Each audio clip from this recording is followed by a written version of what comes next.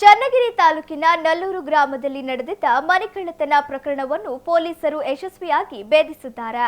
ಮನೆಯಲ್ಲಿದ್ದ ಚಿನ್ನಾಭರಣ ಹಾಗೂ ನಗದನ್ನು ದೋಚಿದ್ದ 3 ಕದೀಮರನ್ನು ಬಂಧಿಸಲಾಗಿದ್ದು, ಅವರಿಂದ 10 ಲಕ್ಷ ರೂಪಾಯಿ ಮೌಲ್ಯದ ಚಿನ್ನಾಭರಣ ವಶಕ್ಕೆ ಪಡೆಯಲಾಗಿದೆ.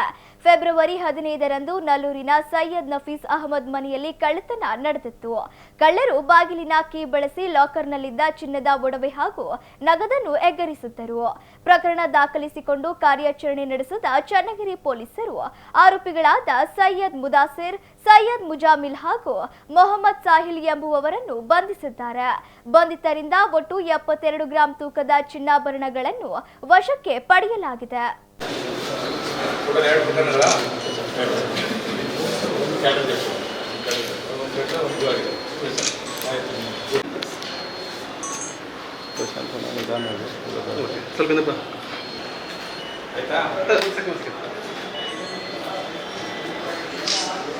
ಚನ್ನಗಿರಿ ನಗರದಲ್ಲಿ ವಾಸ ಮಾಡ್ತಕ್ಕಂಥ ಸುಮಾರು 60 ವರ್ಷ ವಯಸ್ಸಿನ ಫಿರ್ಯಾದಿದಾರರು ವ್ಯವಸಾಯ ಮಾಡಿಕೊಂಡಿರ್ತಾರೆ.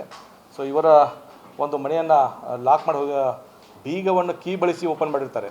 ಕೀ ಬಳಸಿ ಓಪನ್ ಮಾಡಿ ಒಳಗಡೆ ಇರತಕ್ಕಂಥ ಸುಮಾರು 10 ಲಕ್ಷ ಮೌಲ್ಯದ 72 ಗ್ರಾಂ ಚಿನ್ನವನ್ನು ಕಳ್ಳತನ ಮಾಡಿಕೊಂಡು ಹೋಗಿರ್ತಾರೆ.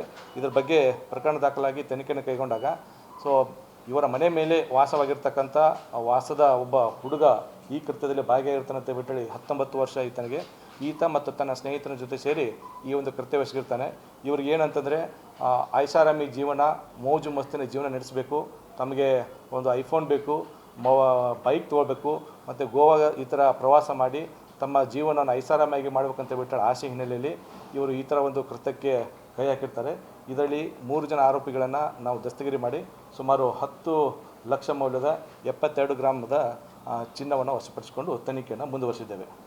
ಸೊ ಅದರ ಜೊತೆಗೆ ಇನ್ನೊಂದು ಪ್ರಕರಣದಲ್ಲಿ ಈ ಒಂದು ಹಳೆಯ ಪ್ರಕರಣ ಬೀಗ ಕೀ ಬಳಸಿ ಪ್ರಕರಣದಲ್ಲಿ ಹೇಳಬೇಕಾಗಿರ್ತಕ್ಕಂಥದ್ದು ಸಾರ್ವಜನಿಕರಲ್ಲಿ ಭಾಳಷ್ಟು ಜನ ನಿಮ್ಮ ಮನೆಯಲ್ಲಿ ಡೊಮೆಸ್ಟಿಕ್ ಹೆಲ್ಪ್ಗೋಸ್ಕರ ಸಹಾಯಕ್ಕೋಸ್ಕರ ಎಲ್ಲರೂ ಕೂಡ ತಮ್ಮ ಕೆಲಸಕ್ಕೆ ಇಟ್ಕೊಂಡಿರ್ತಾರೆ.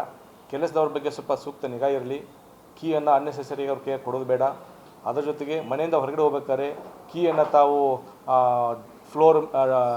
ಫುಟ್ ಮ್ಯಾಟ್ ಕೆಳಗಡೆ ಇಡೋದು, ನಮ್ಮ ಯಾವ್ದಾದ್ರು ಕಟ್ಟೆ ಕೆಳಗಡೆ ಇಡೋದು, ಬಾಗಿಲ ಮೇಲೆ ಇಡೋದು, ಈ ಥರ ಮಾಡಿದಾಗ ಒಂದಿಷ್ಟು ಜನ ಅದನ್ನೇ ವಾಚ್ ಮಾಡ್ತಾ ಇರ್ತಾರೆ.